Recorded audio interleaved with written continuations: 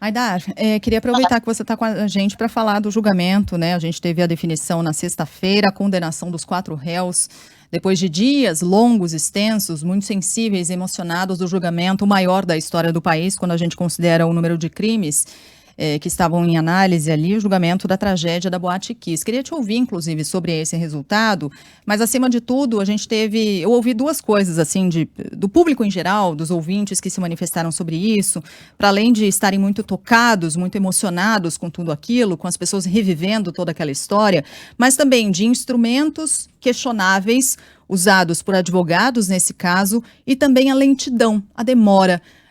A gente teve o resultado 9 anos depois desse episódio, né? Sheila, essa demora é injustificável. Eu acho que o júri da Boate Kiss poderia ser pego como um exemplo do que a gente precisa fazer para levar à justiça as pessoas com mais celeridade. E depois dessa demora, vem o habeas corpus aos 4 condenados, e aí tem uma questão muito interessante que mostra como o nosso sistema ele foi feito para dar chabu. Pelo seguinte, tem uma lei que é objetiva, que veio no pacote anticrime de dezembro de 2019, que diz que quando há uma condenação pelo tribunal do júri, com pena acima de 15 anos, o juiz deve, a lei diz que o juiz deve antecipar a execução da pena. Foi isso que o juiz fez. Entraram com habeas corpus, aliás, o advogado entrou com habeas corpus quando o júri estava reunido, antes mesmo da decisão, porque ele já conhece o perfil do juiz. Né, sabe que ele é mais linha dura e que ia determinar a prisão se as penas fossem maiores do que 15 anos, e era muito provável que seriam como foram. Agora, tem um outro princípio constitucional já consagrado pelo Supremo, com decisões do STJ, que diz que ninguém pode ser considerado culpado até o trânsito da sentença penal condenatória, ou seja, antes de decisão definitiva, o cara não é culpado, logo ele não deve ser preso, salvo em algumas hipóteses, se ele estiver tentando atrapalhar o processo, etc. Como os réus responderam todo o processo em liberdade e não há nenhum motivo para desconfiar que eles vão tentar atrapalhar a execução dessa pena, o desembargador deu um habeas corpus dizendo que eles podem responder até o final dos recursos em liberdade. Isso é uma jurisprudência do Superior Tribunal de Justiça contra um dispositivo de lei. E essa jurisprudência é calcada na Constituição.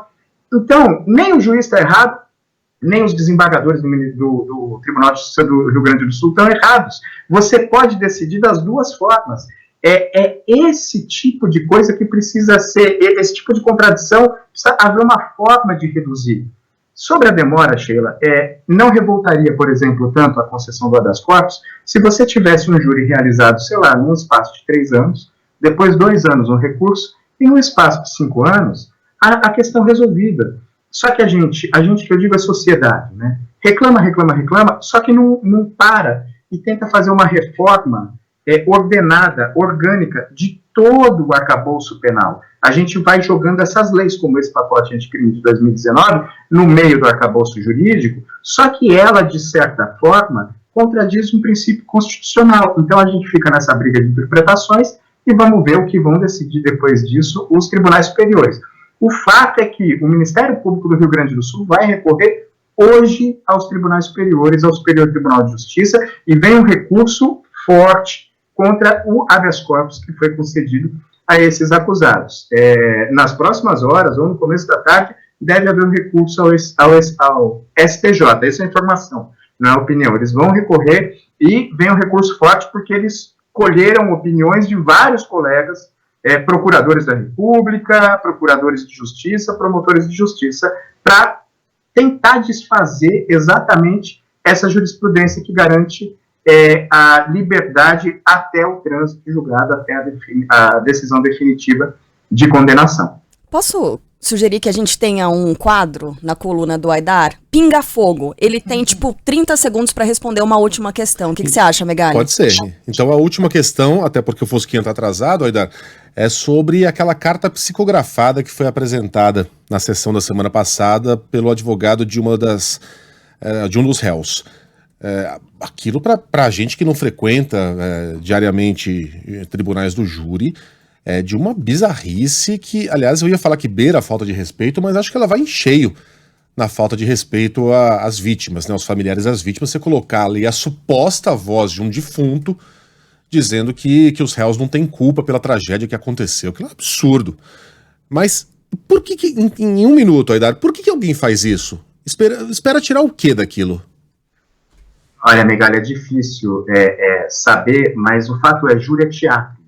Júri tem a ver com prova, claro, mas tem mais a ver com quem constrói o roteiro mais amarrado para apresentar para os jurados. Eu já assisti júri, por exemplo, que na falta de argumento, o promotor de justiça pegou o currículo do advogado, começou a ler o currículo do advogado, Megali, foi muito engraçado, e daí, no final, disse, olhou para os jurados e falou, se um de vocês fosse inocente, precisaria de um advogado tão qualificado e tão caro quanto esse doutor?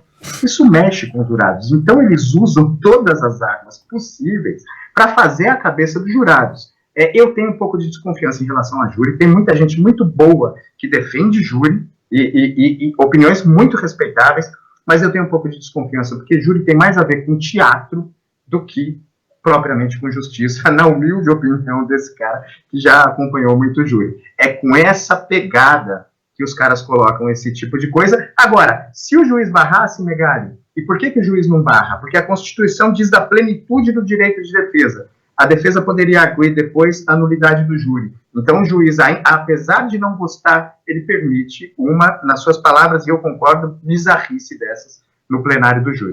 Passei de um minuto? Não. Deu um minuto. Passou um pouquinho, mas tá bom. E eu também não defendo que não possa, não. Eu defendo que não façam. Como diz o Raul Seixas e o Paulo Coelho naquela música antiga, no bar não se cospe no chão. Você não precisa ter uma placa na parede dizendo isso. Você sabe, né? Ninguém deveria criar uma lei proibindo esse tipo de absurdo num tribunal de júri, mas acontece. Falando em teatro, Aidar, olha a mensagem que chegou aqui pra gente.